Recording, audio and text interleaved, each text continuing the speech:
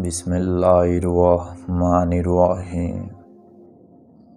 اللہ کے نام سے شروع جو بڑا مہربان نہایت رحم والا ہے۔ حضرت شیخ بہلول رحمۃ اللہ علیہ کا فرمان ہے کہ بھوکے رہا کرو، کیونکہ بھوک تقویٰ کی علامت ہے۔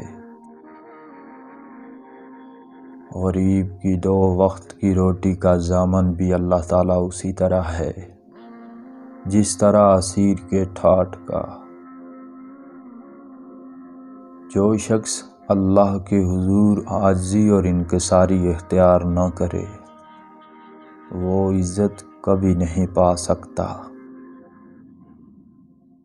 آپ رحمۃ اللہ علیہ نے فرمایا کہ جو حقداروں کا حق ادا نہیں کرتا وہ اپنے نفس کا حق ادا بھی نہیں کرتا، وہ بڑا ظالم ہے۔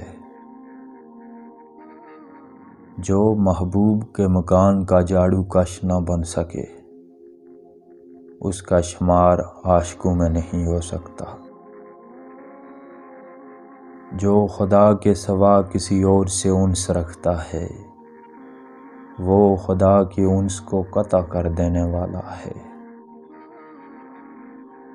آپ نے فرمایا کہ مرشد کی نافرمانی کرنے والے کی توبہ قبول نہیں ہوتی۔ جو حرام کو ترک کر دے گا دوزخ اس پر حرام ہو جائے گی۔ جس نے اللہ تعالیٰ کے بغیر کسی شے کا تذکرہ کیا گویا اس نے جھوٹ بولا۔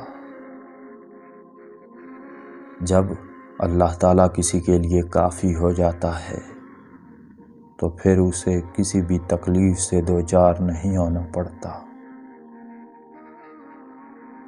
بد نصیب ہے وہ شخص جو آخرت کو دنیا کے مقابلے میں فروخت کرے۔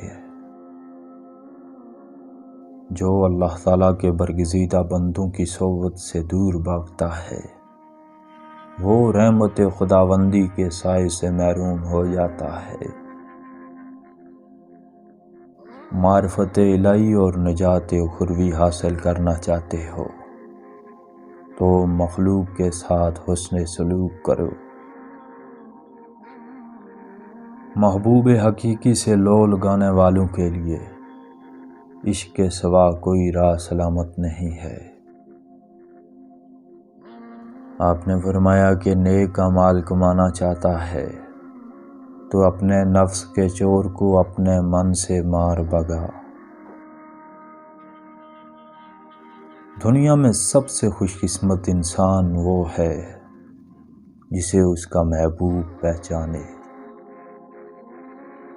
اندر کے زخموں کو پریم کے داغوں سے سینے کا عمل بے حد اذیت ناک ہوتا ہے۔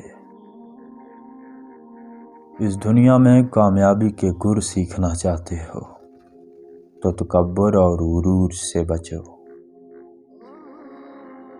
دنیا کی زندگی کو جاننا چاہتے ہو تو جنگل کی اندھیری رات یعنی قبر کا تصور اپنے من میں سجاؤ۔ نفس ہمارا جاگتے ہوئے ہاتھی کی مانند ہے جس پر قابو پانا بے حد مشکل ہے۔